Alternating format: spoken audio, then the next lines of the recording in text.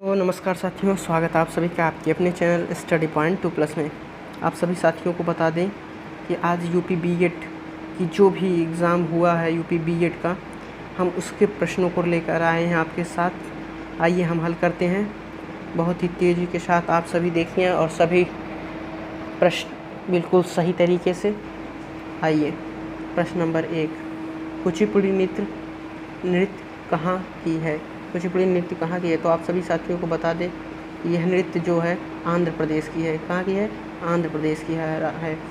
दूसरा प्रश्न, स्वराज की मांग सबसे पहले किसने किया था? तो साथियों, स्वराज की मांग सर्वप्रथम बाल गंगाधर तिलक जी ने किया था।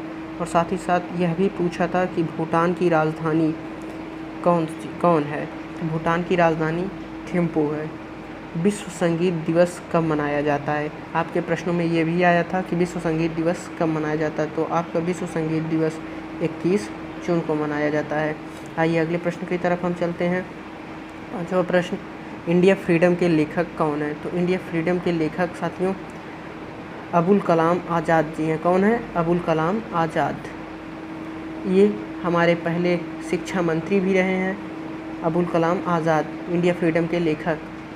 आइए अगले प्रश्न पर, माउंट एवरेस्ट पर चढ़ने वाला पहला व्यक्ति कौन था? तो माउंट एवरेस्ट पर चढ़ने वाला पहला व्यक्ति एडमंड हिलेरी था। कौन था? एडमंड हिलेरी था।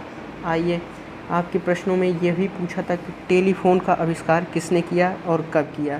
तो साथियों, टेलीफोन का आविष्कार अलेक्जेंडर ग्राहम बेल ने किया था। किसने किया था? अलेक्जेंडर ग्राहम बेल ने। आइए 8वें प्रश्न पर चलते हैं।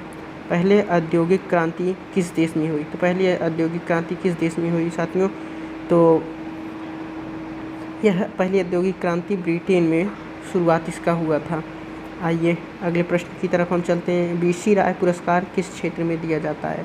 यह जो बीसी राय पुरस्कार है ये किस क्षेत्र में दिया जाता है? तो साथियों, यह पुरस्कार चिकित्सक तथा स्वतंत्रता सेनानी विधान चंद्र राय के नाम से विज्ञान, कला और चिकित्सा के योगदान के लिए प्रतिवर्ष प्रदान किया जाता है। तो अब आपके ऑप्शन में क्या था, चिकित्सा या स्वतंत्रता सेनानी? तो आपको चिकित्सा में यह दिया जाता है। तो आइए अगले प्रश्न में, विश्व स्वास्थ्य दिवस कब मनाया जाता है? विश्व स्वास्थ्य दिवस 7 अप्रैल को मनाया जाता है। मानव जीवन के उपयोग में प्रथम धातु, मानव जीवन ने अपने उपयोग में कौन सा धातु पहले उपयोग किया मानव ने? तो यह तांबा का उपयोग मानव ने पहले अपने जीवन में तांबा का उपयोग किया था। ये अगले प्रश्न पर चलते हैं। प्रश्न नंबर 12वें पे, पंडित रविशंकर किससे संबंधित? तो पंडित रविशंकर सितारवादी थे, सितार से संबंधित है। आपके प्रश्नों में आपके ऑप्शन में दिया हुआ होगा ई संजीवनी की शुरुआत किया गया। ई संजीवनी का शुरुआत केंद्रीय परिवार कल्याण मंत्रालय तथा सूचना प्रौद्योगिकी विभाग की एक संयुक्त डिजिटल पहल है। आइए अगले प्रश्न पर चलते हैं। अंतर्राष्ट्रीय वन दिवस कब मनाया जाता है? तो अंतर्राष्ट्रीय वन दिवस 21 मार्च को मनाया जाता है। और साथ आपके प्रश्नों में ये भी था कि बूढ़ी गंगा कौन सी नदी को कहते हैं? तो बूढ़ी गंगा साथियों, गोदावरी नदी को हम बूढ़ी गंगा कहते हैं। राष्ट्रीय आपातकाल का अनुच्छेद क्या है? तो सभी साथियों, आप सभी जानते हैं कि राष्ट्रीय आपात का अनुच्छेद 352 है। आइए, डॉक्टर भीमराव अम्बेडकर ने संविधान का हृदय और आत्मा किसे कहा है? तो साथियों, डॉक्टर भीमराव अम्बेडकर ने अनुच्छेद 32 को संविधान की आत्मा और हृदय कहा है। पुर्तगालों ने गोवा पर अधिकार कब किया था? तो पुर्तगालों ने साथियों 1510 ईस्वी में पुर्तगालों ने गोवा पर अधिकार किया। और एक प्रश्न आपका आया था, मिडनाइट चिल्ड्रन के लेखक कौन है? तो साथियों, मिडनाइट चिल्ड्रन के लेखक सलमान रश्दी हैं। कौन है? सलमान रश्दी हैं।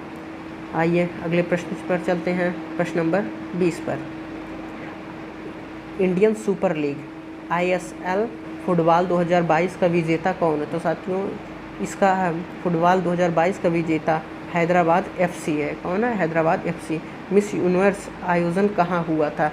जो अभी हरनाथ सिंधु ने जीता हुआ है मिस यूनिवर्स, उसका आयोजन कहाँ हुआ था? तो इलियट इज़राइल में हुआ था। कहाँ हुआ था? इलियट इज़राइल में हुआ था। आइए अगले प्रश्न पर चलते हैं। हम फटाफट हम आपके प्रश्नों को बता रहे हैं। ट्विटर के CEO कौन है? तो ट्विटर के CEO साथियों पराग अग्रवाल है। कौन है? पराग अग्रवाल ट्विटर के CEO है। आपके प्रश्नों में यह भी पूछा था कि अरब सागर की रानी किसे कहा जाता है? तो साथियों, अरब सागर की रानी कोचीन को कहा जाता है। किसको कहा जाता है? कोचीन को। तो साथियों, अगले प्रश्न की तरफ हम चलते हैं। जनरल बिपिन रावत को किससे सम्मानित किया गया था? तो साथियों, जनरल बिपिन रावत को पद्म विभूषण से सम्मानित किया गया है मरणोपरांत। मरणोपरांत उन्हें पद्म विभूषण से सम्मानित किया गया है। साथियों, आप सभी ऐसे ही प्रश्नों को जल्द से जल्द पाने के लिए हमारे चैनल को सब्सक्राइब करिए, लाइक करिए। धन्यवाद साथियों।